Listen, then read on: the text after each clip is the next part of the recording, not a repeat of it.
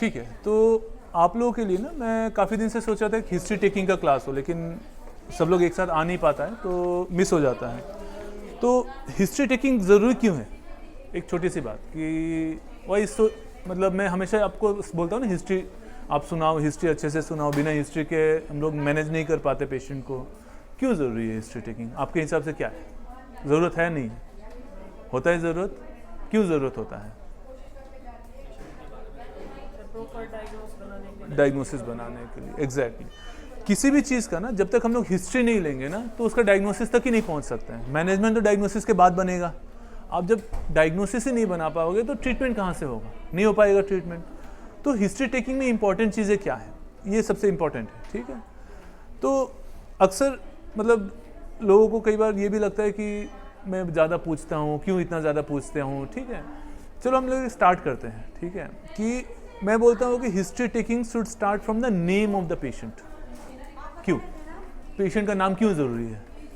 क्योंकि बहुत सारी बीमारियां होती है जो एक पर्टिकुलर ब्रीड ऑफ पॉपुलेशन में ज़्यादा होती है।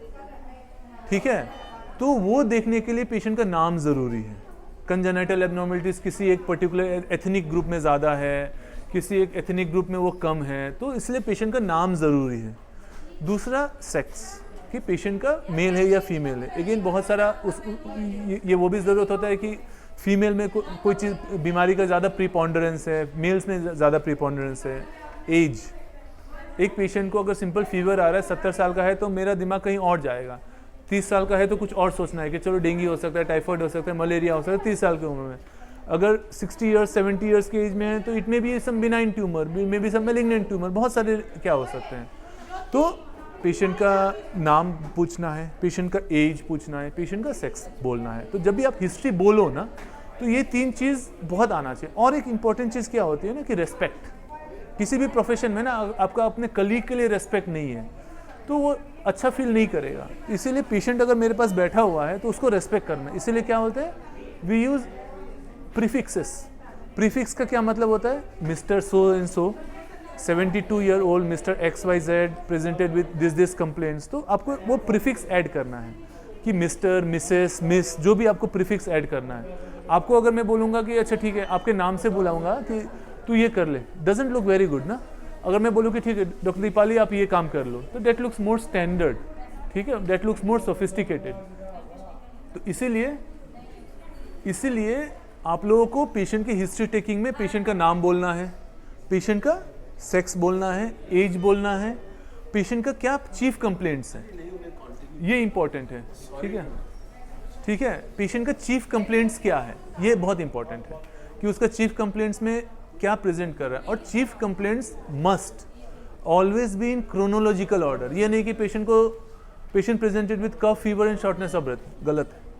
Patient presented with cough for the last 7 days, fever for the last 5 days, shortness of breath for the last 3 days। ये क्रोनोलॉजी आना चाहिए कि आपका कितना दिन से क्या सिम्टम चल रहा है। ये नहीं कि हम ब्लंडर पेशेंट को बस शॉर्टनेस ऑफ ब्रेथ है, SOB है, नहीं, ऐसा नहीं बोलना। कफ कितने दिन से, हमेशा जो सबसे पुराना सिम्टम होगा पहले लिखा जाएगा। या फिर आप क्रोनोलॉजी ऊपर से नीचे करो, नीचे से ऊपर करो। अब सपोज शॉर्टनेस ऑफ ब्रेथ है तो लिखो कि shortness of breath for the last 1 day, cough for the last 3 days और patient was febrile for the last 7 days। तो आप एक दिन लिखा, 2 दिन लिखा और 3 दिन लिखा, इधर वे आप लिख सकते हो या बोल सकते हो। तो ये क्रोनोलॉजी बहुत इंपॉर्टेंट है कि कितने दिन से क्या प्रॉब्लम हो रहा है। इसको बोलते हैं chief complaints. Chief complaints crisp होना चाहिए। ऐसा नहीं कि मतलब हम इसी चीज़ को हम बोले जा रहे हैं, नहीं, ऐसा नहीं। Chief complaints has to be very very crisp. आपको 3 लाइन में 4 लाइन में चीफ कंप्लेंट्स को ख़त्म कर देना है, उससे ज़्यादा नहीं जाना है। इमीडिएटली उसके बाद आपको हिस्ट्री ऑफ प्रेजेंट इलनेस लाना है। क्या होता है हिस्ट्री ऑफ प्रेजेंट इलनेस?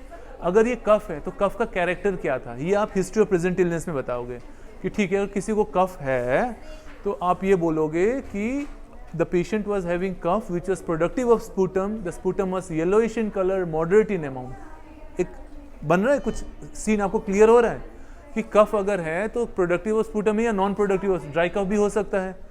तो आप उसको कैरेक्टर बताओगे। फीवर अगर आ रहा है तो fever was high grade, low grade, fever was associated with chills, rigor, fever में बॉडी एक हो रहा था, माइल्जिया हो रहा था, क्या हो रहा था, तो उसका character that comes in history of present illness. तो क्या हो गया, पेशेंट का डेमोग्राफिक सबसे पहले आ गया, चीफ कंप्लेंट्स आ गया, हिस्ट्री ऑफ प्रेजेंट इलनेस आ गया।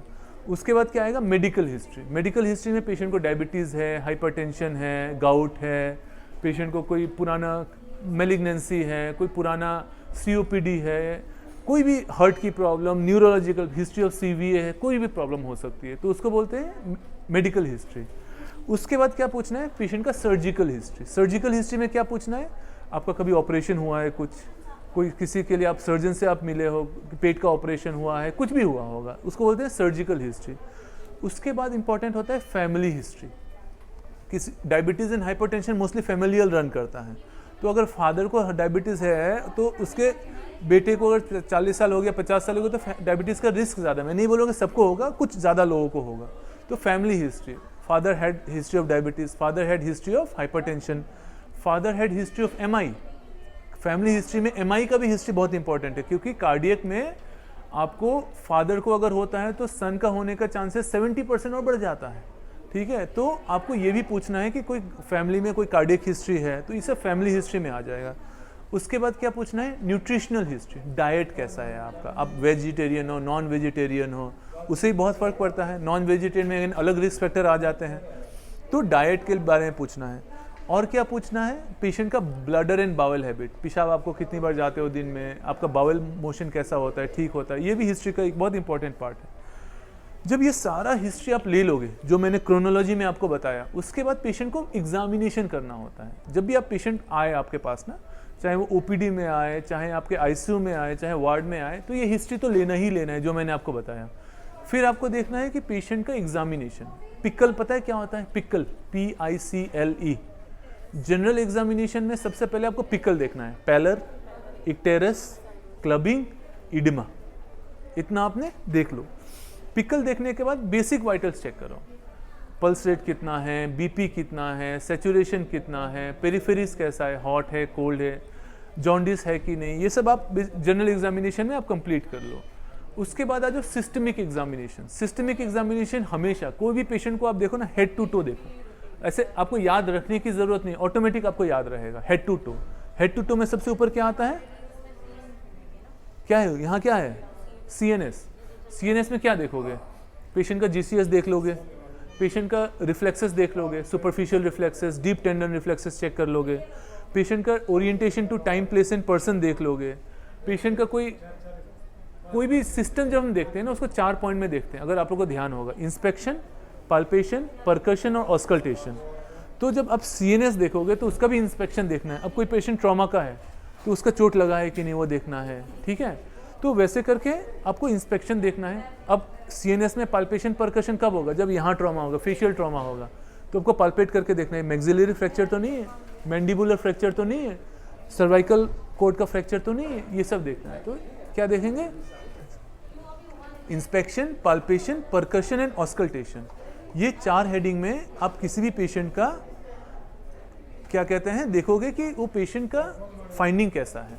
तो आपने CNS देख लिया, उसके नीचे क्या देखोगे, रेस्पिरेटरी एग्जामिनेशन। रेस्पिरेटरी एग्जामिनेशन में क्या देखना है, बहुत important, again inspection, palpation, percussion, auscultation. Inspection में क्या देखोगे, पेशेंट सांस ले रहा है कि नहीं ले रहा है, उसका रेस्पिरेटरी रेट क्या है, दोनों साइड इक्वल मूव कर रहा है कि नहीं कर रहा है, कहीं एक साइड में कोई ट्रॉमा तो नहीं है, कहीं रिब फ्रैक्चर तो नहीं है, कहीं एब्रेजन तो नहीं है, ये इंस्पेक्शन में देख लिया।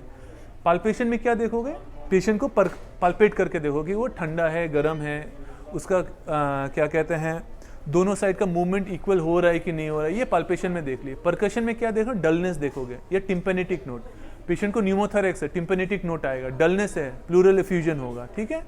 तो पाल्पेशन कर लिए, परकशन कर लिए, फिर ऑस्कल्टेशन कि दोनों साइड का एयर एंट्री आपका इक्वल है या नहीं है, ठीक है। अगर आपका एयर एंट्री इक्वल है तो ठीक है, एफ्यूजन है, कोलैप्स है, तो एक साइड का एयर एंट्री कम रहेगा। तो ये क्या है, रेस्पिरेटरी सिस्टम देख लिए। तो ऊपर में पहले क्या देखा, CNS, नीचे आए रेस्पिरेटरी। रेस्पिरेटरी के साथ में आपको क्या देखना है, कार्डियक। कार्डियक में क्या देखना है, again inspection, palpation, percussion, auscultation. अब बुक पढ़ोगे बहुत सारी चीजें पड़ेगी, मैं मोटा मोटी बता रहा हूँ, ठीक है। कार्डियक में क्या इंस्पेक्शन में देखोगे, एपिकल इंपल्स आ रहा है कि नहीं आ रहा है, 4th intercostal space, mid clavicular line में आपको दिखेगा, आपको generally 4th to 5th intercostal space में दिख जाएगा एपिकल इंपल्स। एपिकल इंपल्स देख लिए इंस्पेक्शन में। पाल्पेशन में क्या कर देख लिए, एपिकल इंपल्स को पाल्पेट करके देख लिए कि वो एपिकल इंपल्स आ रहा है कि नहीं आ रहा है। परकशन में कार्डियक डलनेस ये देखना है। ऑस्कल्टेशन में S1 S2 देखना है, ठीक है। आपका कार्डियोवास्कुलर एग्जामिनेशन हो गया, बीपी आपने देख ही लिया पहले। इसमें पेरिफेरीज बहुत इंपॉर्टेंट है, पेरिफेरीज अगर कोल्ड है तो शॉक का साइंस हो सकता है। ओके, तो ये आपने कार्डियोवास्कुलर एग्जामिनेशन देख लिया। नीचे गए, किडनीज देख लो, लीवर देख लो, उसको पल्पेट कर लो, ठीक है। एब्डोमेन, आप बावेल को देख लो, उसको पल्पेट, उसको भी सेम सारा का सारा फाइंडिंग आपको इंस्पेक्शन, पाल्पेशन, परकशन, ऑस्कल्टेशन में करना है। अब बोलेंगे कि एब्डोमेन में हम क्या इंस्पेक्ट करेंगे? एब्डोमेन में ये इंस्पेक्ट करना है कि एब्डोमेन फूला हुआ तो नहीं है, नॉर्मल है या फूला हुआ, ये आप देख लोगे। पाल्पेशन में क्या देखोगे कि पेशेंट का टेम्परेचर हाई तो नहीं है, कहीं पे क्या कहते हैं टेम्परेचर लो होगा, हाई होगा, वो सब देखना है पाल्पेशन में। फिर परकशन करना है। परकशन में क्या देखोगे? अगर उसका टिम्पेनेटिक नोट होगा, अगेन हवा भरा हुआ है, गैस इन द बावल होगा। अगर परकशन में डलनेस होगा, मतलब कि एसाइटिस है, ये आप देख लोगे। और ऑस्कल्टेशन में क्या देखोगे? बावल साउंड्स देखोगे, बावल साउंड्स कितना आ रहा है, ठीक है। तो ये आप वो देख लिए। नीचे गए, जेनाइटल्स को चेक करना है, स्क्रॉटल इडिमा है, किसी को स्क्रॉटल इडिमा है तो स्क्रॉटल सपोर्ट देना है। फिर पेरिफेरीज को चेक कर लोगे, लेग्स को चेक कर लोगे। तो हेड टू टो एक बार एग्जामिन कर लोगे ना, कुछ नहीं बचेगा आपके पेशेंट में, आप सब कुछ देख लोगे। तो हिस्ट्री एंड देन एग्जामिनेशन, ये बहुत इंपॉर्टेंट पार्ट है। कोई भी पेशेंट को आप यहाँ आज काम कर रहे हो, कल कहीं और जाओगे, कल कुछ और पेशेंट देखोगे, आप अपने प्राइवेट प्रैक्टिस में पेशेंट देखोगे, ऊपर से नीचे अगर एक बार देख लिया ना तो मिस नहीं करोगे। आपका डायग्नोसिस पता है कितना ज़रूरी है? आप जीपीएस यूज़ करते हो, आपको यहाँ से कहीं जाना है, आपको से नोएडा में, नोएडा सिटी सेंटर जाना है, तो आप जीपीएस में डालोगे ना नोएडा सिटी सेंटर, वरना क्या होगा, आप पता चले जयपुर रोड में चले गए, तो उल्टा रास्ता चले जाओगे ना। तो हिस्ट्री टेकिंग उतना ही इंपॉर्टेंट है कि आपको जैसे जीपीएस में लोकेशन डालते हो ना, उतना ही इंपॉर्टेंट हिस्ट्री टेकिंग है। देखिए डायग्नोसिस बनेगा तभी तो मैनेजमेंट बनेगा, तो बिना जीपीएस के तो आप खिल नहीं सकते आज के डेट में। तो जितना आपके लिए जीपीएस इंपॉर्टेंट है, उतना ही एक क्लिनिशियन के लिए आपका हिस्ट्री टेकिंग इंपॉर्टेंट है। उससे हम डायग्नोसिस बनाते हैं, डायग्नोसिस से हम मैनेजमेंट करते हैं। अगर उसमें लैक्यूने आता है, उसमें मिस होता है, तो अल्टीमेटली पेशेंट का मैनेजमेंट हैम्पर हो जाता है, पेशेंट का लॉस होता है, ठीक है। वो कभी होने नहीं देना है। तो बस इतना ही है, ठीक है। चलो बंद कर लो, थैंक यू।